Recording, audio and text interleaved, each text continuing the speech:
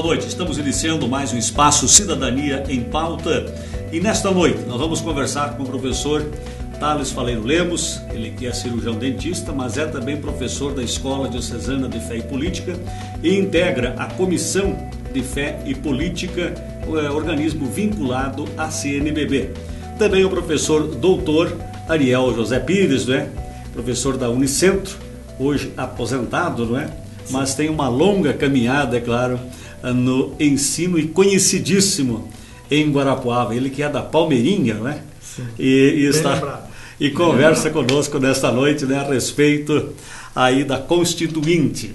E também a Mariana Drevinski, que é do Levante Popular, que busca também essa questão da Constituinte exclusiva. Abrimos este espaço para conversarmos primeiramente com o Dr. Thales Faleiro Lemos. Boa noite, é um prazer também recebê-lo para conversar conosco nesta noite a respeito aí desta Constituinte ou reforma política, mas o que se quer mesmo é uma Constituinte, não é, doutor? Sim.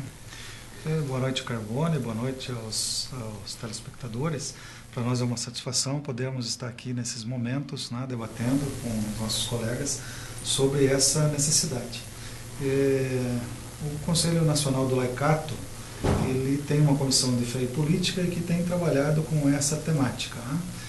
A CNBB e uma série de entidades, como o CNLB, a cada período eleitoral elabora um subsídio para poder auxiliar as comunidades na discussão, não só do momento eleitoral, mas da necessidade de acompanhamento dos políticos. E com relação à reforma política, existem várias dessas entidades, a CBJP, o CEFEP, o Centro Nacional de Fé e Política da Honra da Câmara, fazem parte de um processo de discussão sobre a necessidade da participação popular, de melhorar os mecanismos de democracia direta, e a necessidade de se trabalhar pela reforma política. E mais recentemente a gente tem um processo chamado de Coalizão pela Reforma Política, que foi criado em novembro do ano passado, e um documento Pensando o Brasil, que foi aprovado na última Assembleia da CNBB, e que propõe exatamente isso, que as comunidades discutam, para escolher candidatos que tenham critérios cristãos, que possam trabalhar por uma política mais ética, que combata a corrupção, que esteja interessada no bem comum, nas pessoas, e não em interesses apenas de grupo.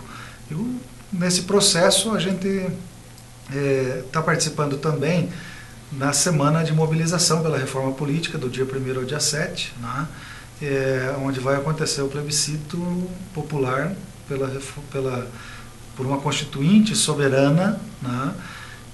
Então, o plebiscito popular não é o plebiscito convocado pelo Congresso. É um processo semelhante ao que aconteceu com a ALCA, lá pelos idos de 2000 e 2002, mas que tem a capacidade de, então, nessa semana de mobilização, chamar a sociedade para discutir a necessidade da reforma política, e vai se intensificar nessa semana também a coleta de assinaturas pelo projeto de lei de iniciativa popular pela reforma política defendido pela coalizão, que é liderada atualmente pela CNBB. Bom, a Mariana, que também está aqui conosco, que ela é do Levante Popular da Juventude, inclusive está com uma camiseta Constituinte já. Produzidas por nós. Isso. E vem trabalhando também nesse sentido de uma Constituinte exclusiva, pela reforma política. Sim, então nós, o Levante Popular da Juventude, desde o momento onde surgiu essa ideia do plebiscito, com os outros movimentos sociais, então esse plebiscito popular, ele é construído por mais de 70 entidades, entre movimentos sociais, centrais sindicais, e vários outros grupos que estão junto construindo o plebiscito.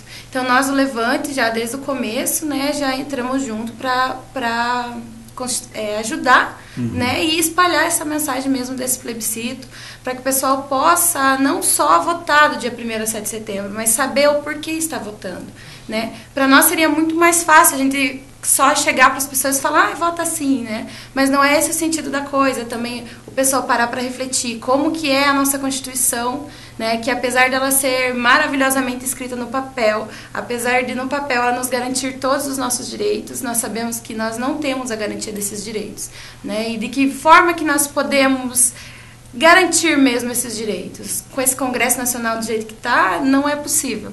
Então, aí, nesse sentido, que a gente fala que precisamos de uma reforma política, precisamos de uma nova Constituição que garanta a participação das mulheres, garanta a participação dos negros e dos jovens, né, que são tão mal representados no Congresso Nacional. Bom, conosco também o professor Ariel José Pires, não é?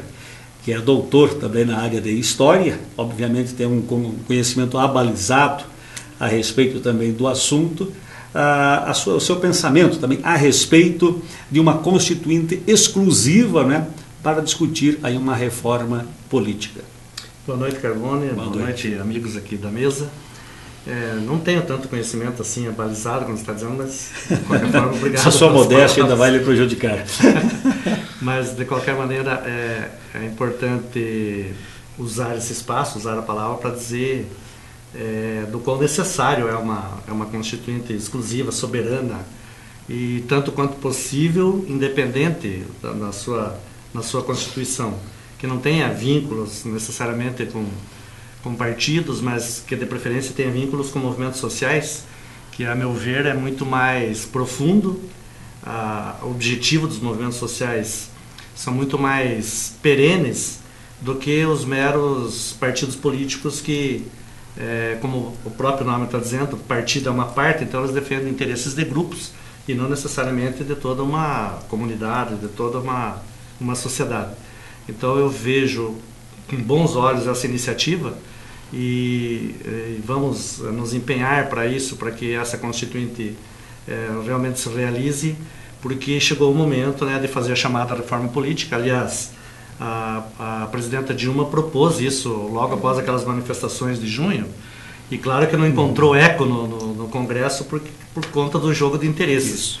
Então nós temos um sistema viciado, nós temos um sistema corrupto, e que para fazer parte desse processo se injeta muito dinheiro, muito marketing e toda a força da grande mídia em cima. Então, na verdade, sempre se reelegem os mesmos, as mesmas famílias, há sempre uma troca de lugares, mas nunca de projetos, né?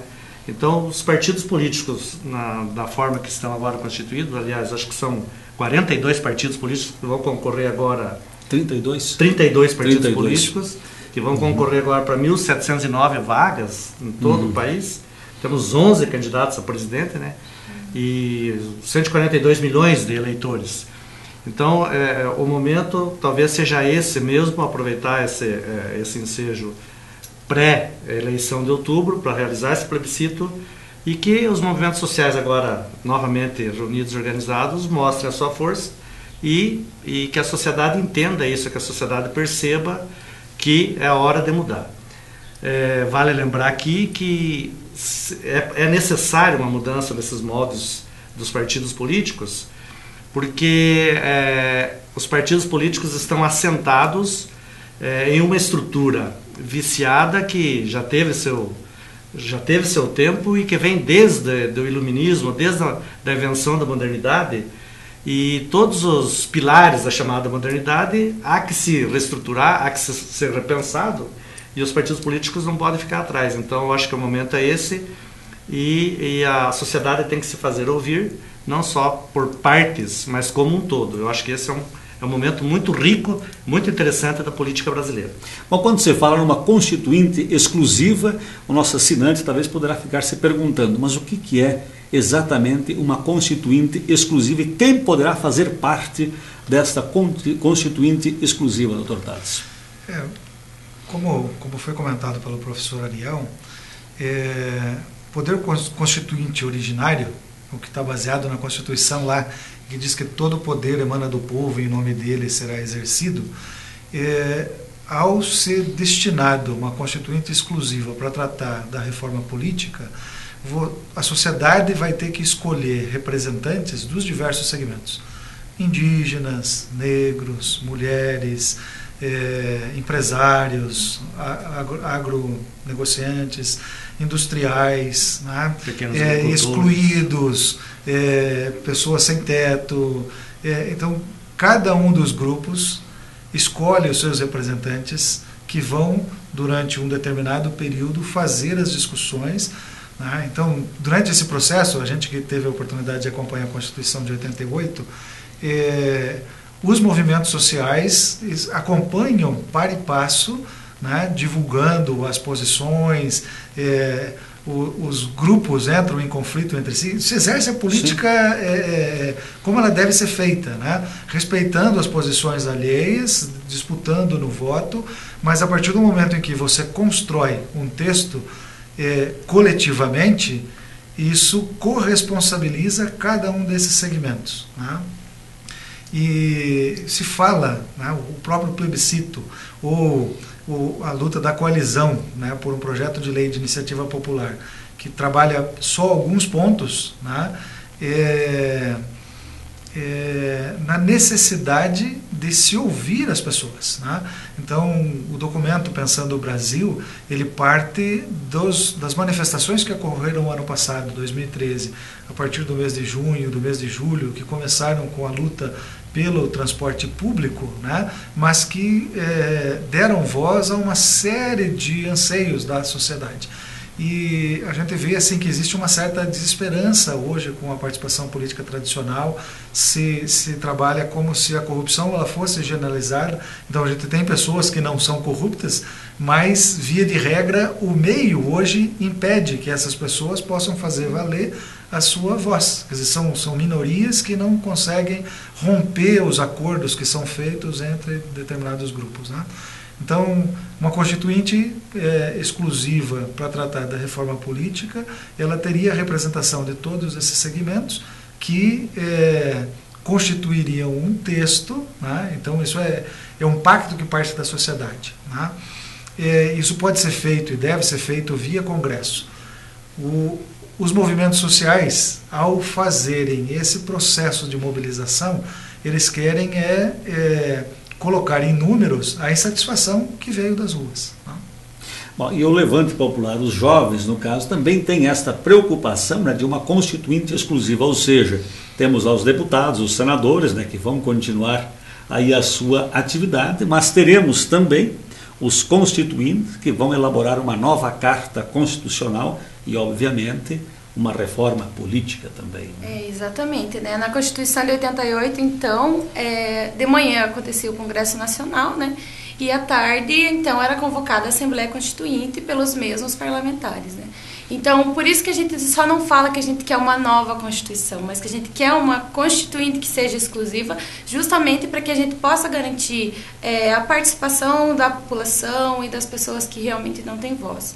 Né? Hoje, se a gente for olhar nos dados, né, isso não é coisa que a gente inventa, né? Uhum. São dados estatísticos do IBGE, da própria Câmara dos Deputados, do Congresso Nacional, em relação às pessoas que ocupam os cargos políticos hoje. Né?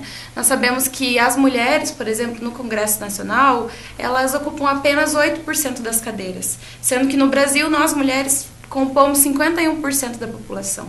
Né? Então, as mulheres são subrepresentadas, os jovens representam menos de 3%, ainda que nós sabemos que a maioria dos jovens que ainda estão no poder, que são políticos, ainda tem essa política por herança. Né? É uma linhagem então, já. É uma linhagem familiar, não é que a pessoa ela pode ser jovem, mas ela não tem ideias novas, ela continua, na verdade, a mesma coisa. Então, é nesse sentido de que a gente possa, que a juventude possa ser representada também, os negros no Congresso Nacional, também, menos de 12%. Os índios não tem nenhum representante no Congresso Nacional, sendo que são mais de 305 etnias diferentes que nós temos aqui no Brasil. Né? Então, por isso que nós precisamos de uma reforma política, nós precisamos que essas pessoas que realmente necessitam possam ser ouvidas, possam participar desses processos democráticos. Bom, esse é o espaço Cidadania em Pauta da Escola Diocesana de Fé e Política. Nós vamos a um rápido intervalo. É um instante só. É lá e cá. Voltamos já.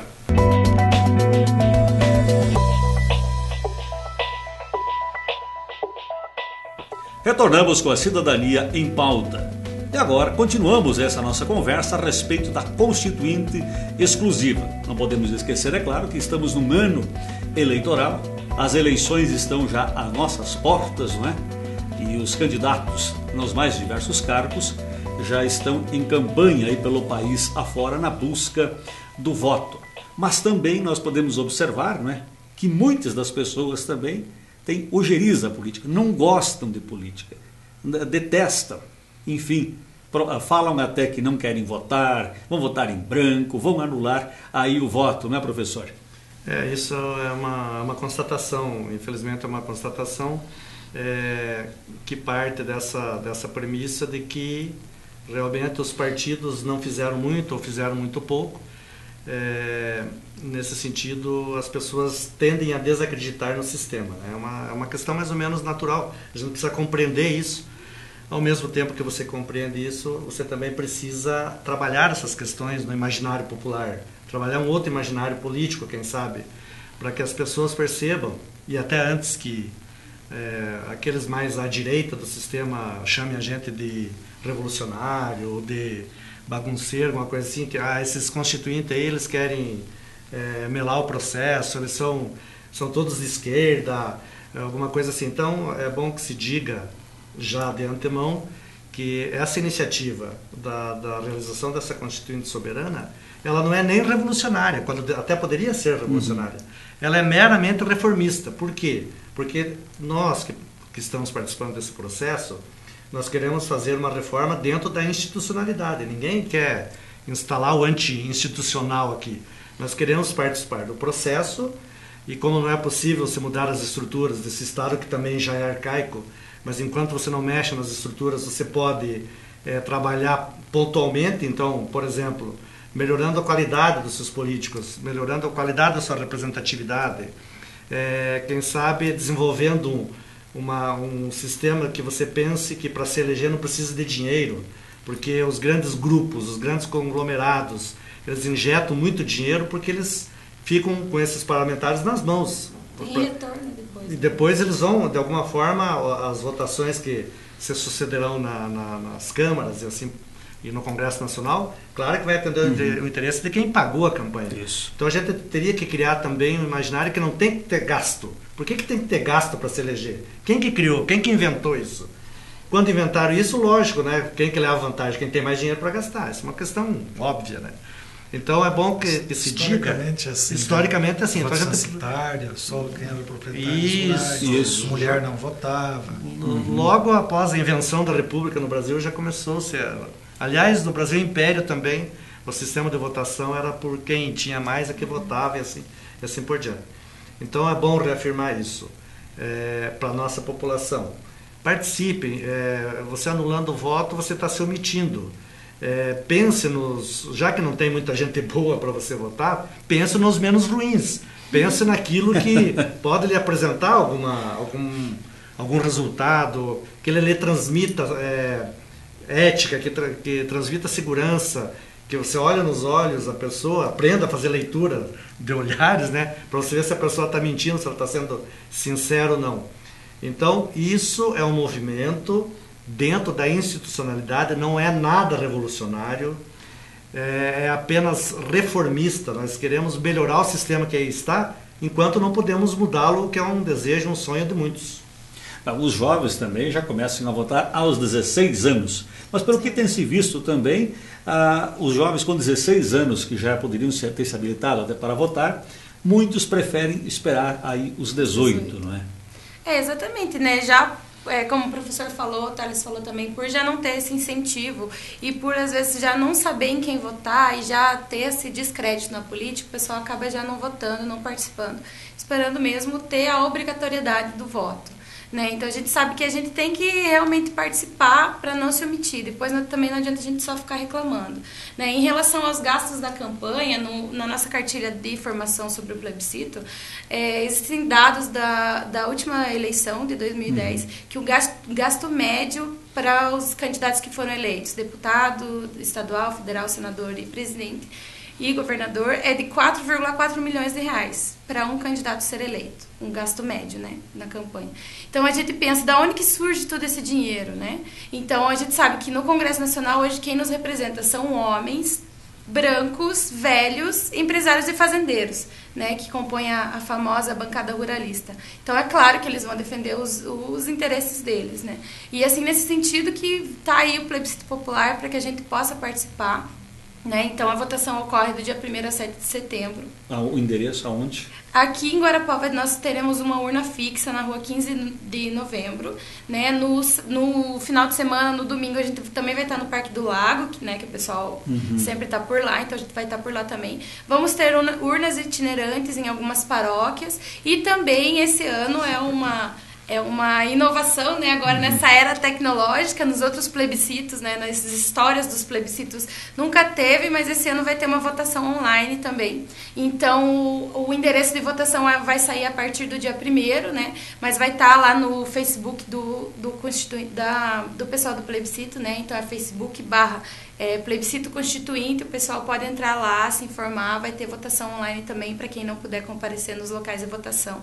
Então, para a votação, precisa apenas de algum documento de identidade, RG, algum documento de identificação. Ou título de eleitor. O título de eleitor que possa votar, tem que assinar uma listinha lá e dizer o seu sim ou o seu não, né? O seu sim, por eu quero uma constituinte exclusiva que possa garantir os meus direitos. É só uma pergunta, né? Vai ter só uma pergunta, né? Então, o plebiscito popular nada mais é do que uma consulta, né? A população sobre determinado tema.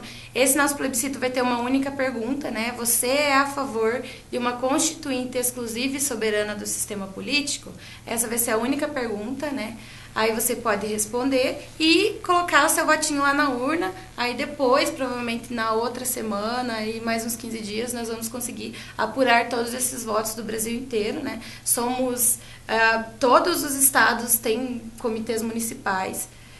Então, a gente estaduais e municipais, né? Então, o plebiscito está realmente muito grande. A gente sabe que até o pessoal fala, nossa, mas não escutei nada disso na televisão, nos grandes meios. Mas não vai escutar mesmo, né? Então, a gente tem que ir meio por fora e a gente está tentando mais bombar no Face, que é o que a gente tem acesso, né? Nas redes sociais, assim, e em alguns veículos mais alternativos, porque realmente a grande mídia nunca vai levantar essa questão. É importante, talvez, vou repetir aqui, que esse momento, um momento histórico, acho que muitíssimo importante, ele pode, claro que guardados o tempo e o contexto histórico, ele pode estar muito próximo do que foi o movimento pelas diretas já. Isso. Que a grande mídia, principalmente a Globo, nos anos nunca 80, mostrou, nos anos que nós 80, vivemos. Que nós participamos. Então, só depois que não tinha mais como segurar, daí os jornalões começaram a mostrar. Tem um movimento aí, mas isso já estava, como dizem os jovens, estava bombando. Começou em Curitiba, né? Isso Sempre mesmo. foi uma cidade laboratório, né? Dando certo em Curitiba, dá certo em qualquer outra capital ou qualquer outro estado, né? Então, é claro, vocês não esperem que a grande mídia dê foco para isso. Ela só vai mostrar depois que o movimento invadiu as ruas, como foi o movimento de junho do ano passado. Perfeitamente.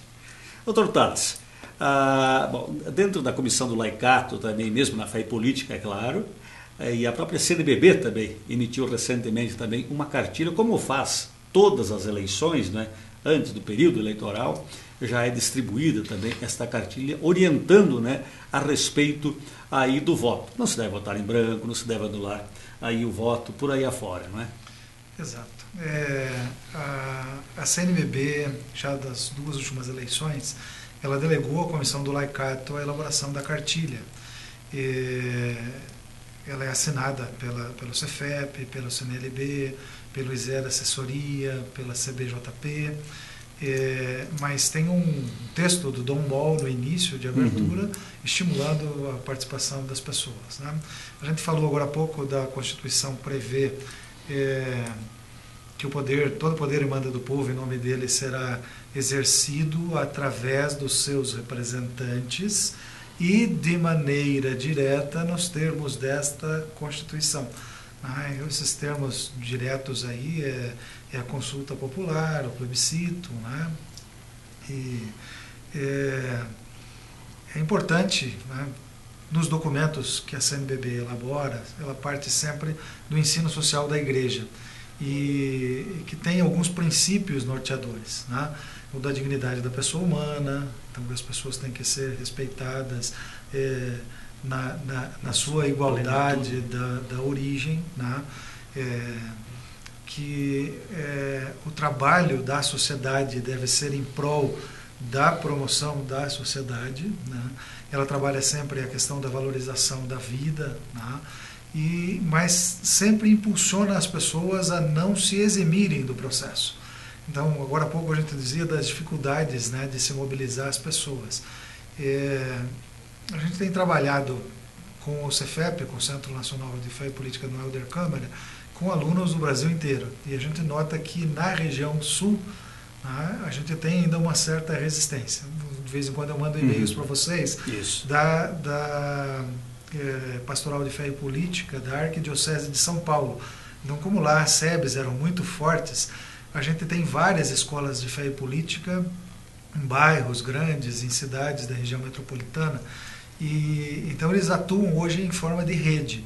Só que os materiais que eles produzem, eles encaminham para os contatos, né? Então a gente tenta multiplicar com uma certa dificuldade. Então, como se diz, não se ouviu na grande mídia, né?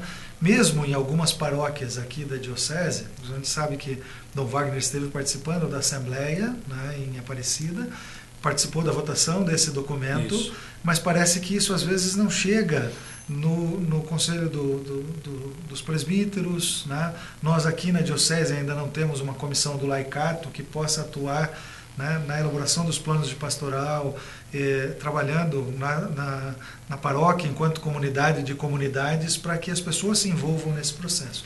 Então a gente tem paróquias pontualizadas que acabam se envolvendo, trabalhando e participando.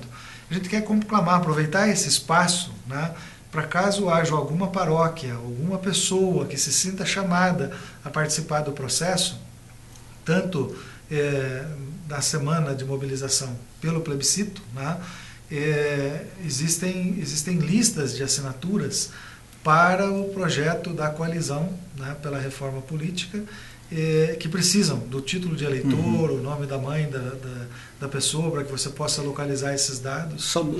Desculpe interrompê-lo. A situação dela aqui é uma. Sim. Esse é outra, não é? Na verdade, são duas situações paralelas e conjuntas. Isso, até para o nosso assinante entender melhor. Isso. A coalizão, que é liderada por Dom Moll, né, que é bispo de Belo Horizonte e reitor da PUC de Minas. Minas. Ela tem conclamado todas as comunidades a participarem do processo da semana de mobilização. Então, que as pessoas façam o debate durante a semana, do dia 1º até o dia 7, que elas participem votando do plebiscito e dando a sua opinião, mas a conclamação que eu estou fazendo é assim: como a gente tem dificuldade de comunicação, ele chegar até algumas localidades, as pessoas que se sentirem necessidade de colaborar com esse processo, eu pediria licença para fornecer o contato da Mariana, né? Depois ela pode talvez dar até um telefone de contato, um endereço, para que monte seu comitê, né? Ela falou de urnas itinerantes, mas a gente pode ter pessoas nas suas comunidades fazendo esse trabalho, seja de cidade, do interior, dos vários municípios da diocese, como uma forma da gente realmente expandir esse movimento, né? Ele corre, vamos dizer assim, nas sombras, porque a grande mídia não divulga, mas como a gente conclama as pessoas a participar, qualquer pessoa, não precisa ser uma grande liderança, qualquer cristão que se sinta chamado a participar, né, ele pode pegar uma lista dessas, a gente passou o e-mail para vocês, né, e isso pode ser de repente disponibilizado no próprio site da diocese, né, então baixa a lista, não só assina, como coleta assinaturas e convoca as pessoas a votarem realmente no plebiscito. Perguntar para a Mariana se já tem representante nas universidades também, porque eu acho que teria que envolver os estudantes de todos, tanto das particulares quanto das estaduais. A gente está fazendo um trabalho assim, na verdade, meio de formiguinha, né? Aqui em Guarapuava nós não temos ninguém assim, por exemplo, que nem o pessoal... nos grandes centros tem, que são pessoas que já são, por exemplo, de algum sindicato, que são liberados para estar organizando, para trabalhar integralmente nisso, né? Então, conforme as nossas possibilidades, a gente tem ido em espaços na Unicentro, aqui no Campo Santa Cruz, no CDTEC também, né? Onde a gente encontra espaço, a gente está indo, participando de reuniões, divulgando no Boletim Diocesano. No Boletim Diocesano também, em outros movimentos. Diretórios acadêmicos, seria interessante chamá-los. Até a gente convidou o pessoal do DCEC da Unicentro, mas eles, por questões políticas, não quiseram aderir, né? Nem o pessoal do Sindicato dos Docentes da Unicentro também não quiseram aderir, né? Do Unicentro não quiseram aderir por questões políticas, né? Então, aquele, como o Thales falou, eu posso deixar meu contato, né? Pode entrar em contato. O meu e-mail é maridrevinski, né? DREWINSKI, Drevinski, @gmail.com.